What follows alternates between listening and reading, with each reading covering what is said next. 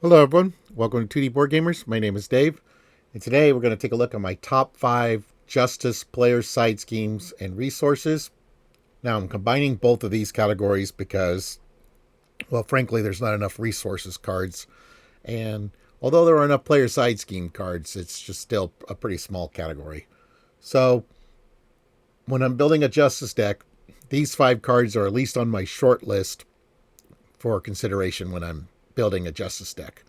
They don't all make the final cut, of course, but they are at least in my short list. So let's take a look at my top 5 Justice player side schemes and resource cards.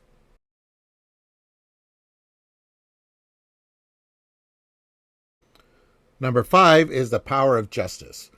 Got max 2 per deck, double the number of resources this card generates while paying for a Justice card. And it generates a wild. So it would generate 2 wilds if you're using it to pay for a Justice card.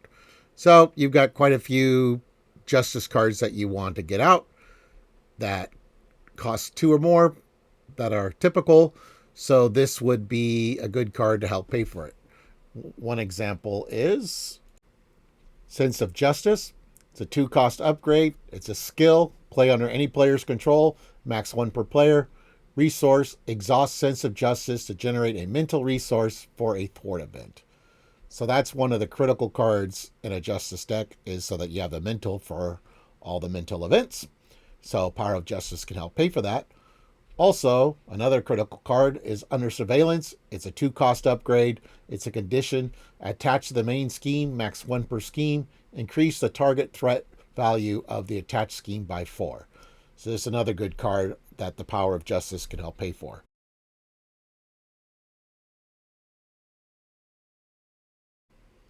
Number 4 is a player side scheme called Going Undercover.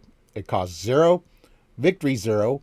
When defeated, the defeating player looks at the top 5 cards of the encounter deck. They may add 1 non-scenario specific card from among those to the victory display, then place the rest on the top and or bottom of the encounter deck in any order. And it comes with 4 threat.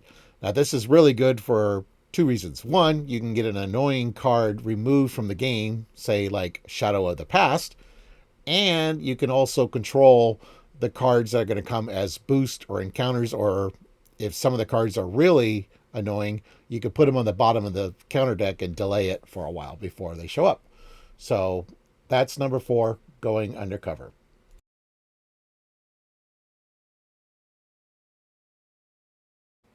Number 3 is a resource card, Passion for Justice. Max 2 per deck. Interrupt. When you spin this card to play a thwart event, that event removes 1 additional threat, and it generates a wild. So this is really good for your Justice events because now they remove 1 additional threat. So say Crisis Averted, for example, now removes 7 threat from the main scheme instead of 6. So that's really good.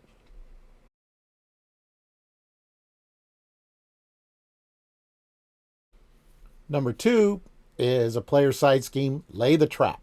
It costs 1, victory 0. When defeated, the player who defeated this scheme deals 5 damage per player to the villain, and it comes in with 3 threat per player. This is really good in multiplayer because it removes 5 per player, especially if you don't have an aggression player. It's a great way to do a bunch of damage to the villain in one chunk. So number 2 is Lay the Trap.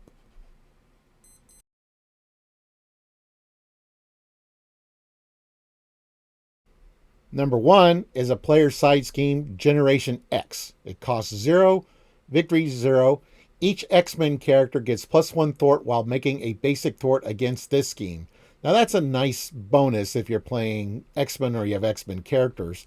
But I use this even if I'm not using X-Men and I just don't get that extra little bonus. And that's because of the next part here.